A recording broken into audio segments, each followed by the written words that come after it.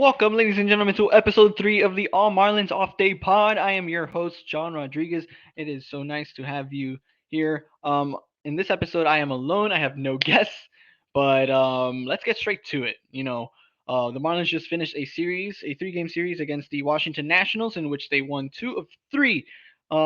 Really not ideal for the Marlins. The Marlins should have had that series, as a sweep. They did not. They lost that third game in such a weird fashion. But there's quite a lot to talk about. Let's get straight to this. So first things first, we're gonna talk about our Marlins losing 12 one-run losses. It's just not ideal. It's not something you kind of want to see from this team who is actually trying to win and compete. This team has been just struck down by some hiccups like along the way. Pitching, hitting, it's just all over the place. Lots of unlucky, I would say, especially offense a game, the pitching, the bullpen. Um, yeah, just not something we want to have, especially a month into the season. Still a lot of time to go, still a lot of time to recover and get better, but it's not looking all too good for the Marlins. But this team isn't bad. This team is competitive. They're staying in the games despite losing those one-run games. So there's hope. There's hope for this team. I do think that they could definitely bring it back in one piece. But hey, you got to root for those guys. They work hard. They work their butts off. But the next interesting conversation is what is happening to Anthony Bender? Anthony Bender is posting a 1-3 record with a 4.50 ERA. He's played 16 games so far, racked up 6 saves, however, not as much as you'd want him to get this year so far. Um, for Bender, he has blown 2 saves, so out of his 8 opportunities, he's blown 2. Only one hold for him. They placed him as the closer at the beginning of the season. Obviously, a lot of sticky stuff issues for Bender, also posting a 1.571 WHIP, only 13 strikeouts. So his strikeout rate has really gone down. Um, he's allowing way more walks than last year. He only allowed 20 walks in 2021. Keep in mind he played only 60 games, so he played the majority of 2021. Walked very few. Um, yeah, Bender is just not looking good. His velo is there, but his control has been kind of off. Definitely a lot of sticky stuff thing going on there for Bender. It's just not something you'd like to see from a guy who you kind of depend to be closer. Now, there are possible players who could fill in that hole for Bender. There are guys who could come in and step in and become the new closer. So, um, now that we went over Bender, who are the possible next closers for this Marlins team? And I think a name that comes to mind is probably a name that if I said so last year, I'd probably have people asking for my head. But let's take a look at Anthony Bass. I mean, Anthony Bass has been phenomenal so far out of the bullpen. He is actually playing up to par into what the Marlins ideally wanted from a guy like him when they paid that contract. Anthony Bass is posting a one and one record with a 1.62 ERA, 0.840 WHIP, which is absolutely incredible for a reliever, and a 2.26 FIP. Yeah, Bass has been really, really good. Racked up strikeouts left and right. He's been very, very effective. Um, Very few runs allowed as well. Only allowed 3 runs, one of them being a home run. Um, Bender, hasn't really proven that he could be reliable on the ninth inning, especially from what we've learned from him over the course of a month, basically since the season started. Even in spring training, he was racking up. He was throwing hard, but he wasn't. His control wasn't necessarily there. Uh, but Bass, man, Bass has been really, really good. I wouldn't mind seeing him there again. Another possible option that we could look into is Cole Sulser. Yeah, Cole Sulser did allow that walk-off home run to Jorge Alfaro, but despite that, he's been really, really good as well. 2.81 ERA, a 1.188 WHIP, 16 strikeouts. He's been really, really reliable off the pen. His only hiccup was that one game against the Padres where Jorge Alfaro sent us home. Um, other than that, Solskjaer has been really, really good. And yes, that was in the ninth inning. And yes, the Marlins did lose that game. But come on, you got to give the guy another shot. He's been very, very effective in high leverage situations, even in low leverage situations, unlike Bender. Bender has been, very good in low leverage situations. So maybe he just can't handle the high leverage situation. So, you got to examine with this team, especially for a team that didn't even go out this offseason and get a closer. Said they went over and got Sean Armstrong and all these other guys that they probably expected to become Bender 2.0, but that's obviously not the case. Even Bender isn't performing up to what we thought from last year. Yeah, they should have went out and gotten someone in the offseason. I've said this many, many times on my Twitter. By the way, those of you watching my Twitter will be posted down below. Marlins John. Um, yeah, it's pretty much set in stone. This team was missing the closer, and the closer is one of the most important, uh, well, if not the most important, uh, pitcher in your bullpen. And they just didn't get it. I guess they trusted too much out of Bender, and they hoped Bender could replicate those numbers that he posted in 2021. But unfortunately, that wasn't the case. But if they do get a closer, also keep in mind there are many many options they could go to in the bullpen. These guys in AAA and AA are killing it for the Jumbo Shrimp and Wahoos. Jeffrey Yan, Josh Simpson. Josh Simpson has been absolutely incredible. Jeff Brigham came back and he's been striking out literally every single person on the planet. And Tommy Evil, I mean, when is that guy gonna get a shot? He just hasn't been getting a fair shot yet to play. But yeah, as far as that goes, yeah, the Marlins really should have gotten a closer, and they probably should have, given one of these guys a chance. But hey, there's still time. As I said, there's always time to recover. But yeah, moving on. Some good news and a bit of bad news in this one is that the big top notch signings, Jorge Soler and Avisario Garcia, are finally getting it going. Jorge Soler is now finally uh, hitting fairly well. He's been scoring runs for this team, and if you want to win games, you got to score runs. However, Jorge Soler appears to be hurt.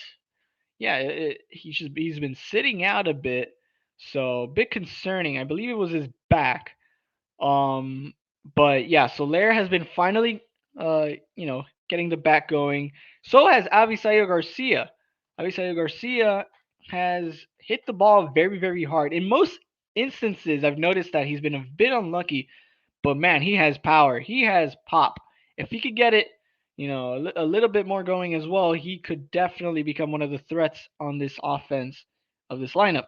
Um, defensively, I also read around that Jorge Soler is having his best defensive year as a Marlin, which is quite interesting, given that he plays in a very big, spacious Lone Depot Park. But hey, good news for him. Hopefully, we get to see him in the lineup here tonight against the Braves when they come in, but we'll get into that series soon. Yeah, uh, Jorge Soler and Avisario Garcia, got to root for those guys. Um, the next topic we're going to get into is that our boy Max Meyer appears to be hurt. Not something you want to see as well. Max Meyer is one of the guys that the Marlins want to build their future around for the future. A very stacked starting rotation, I will say that. But Max Meyer would definitely bring a lot more elite into that rotation. Interesting to see who they replace and all these other guys. I mean, it's obviously going to be Eliezer Hernandez at this point. I mean, we just can't see him anymore on this rotation. He doesn't have a spot realistically and ideally. We're gonna see more of Eliezer, unfortunately, though, because Eliezer has filled in that spot that Max Meyer was potentially gonna take, but Max Meyer got absolutely rocked his last two starts. Yeah, gotta hope that Max gets it going and comes back in all four cylinders. Um, for Max though, the Marlins and their fans were really riling him up to get up to the major leagues. I assume he was very close, but the injury struck him hard. Um, yeah, Max Meyer. I believe he hasn't hit 10-day IL. He's listed as day to day because they're gonna reevaluate him next week. So we'll see what happens there with Meyer. Hopefully, he'll just miss what, like 1, 2, 3 starts. So yeah, gotta wish there for Meyer to bounce it back. And yeah, moving on is this interesting uh story that's been kind of popping here and people are kind of buzzing about. Even myself, is that Sixto Sanchez is throwing from 90 feet and he might be coming back later this season. This Sixto Sanchez has not pitched a game since 2020. And yes, there was some work ethic problems there for Sixto. And yeah, I mean, I would love to see this guy back on the field. I mean, he just does it all. He does it all. He throws hard. I mean his stuff is filthy. Obviously now coming back from an injury that in which hasn't allowed him to pitch in over 2 years is very concerning because obviously you're going to see a tick down in the velo and whatnot. But man, if he could bounce back and come back to his normalcy, and he's proven us that in the minor leagues he could effectively bring us strikeouts and all these outs, and he could still come out for the Marlins and pitch, whether it's in the rotation or in the bullpen. This team is gonna need him. This team needs every piece possible, especially for a guy who's only 23 years old to win games. If Sixto comes back, awesome. This is literally what the team needs. A guy who's electric.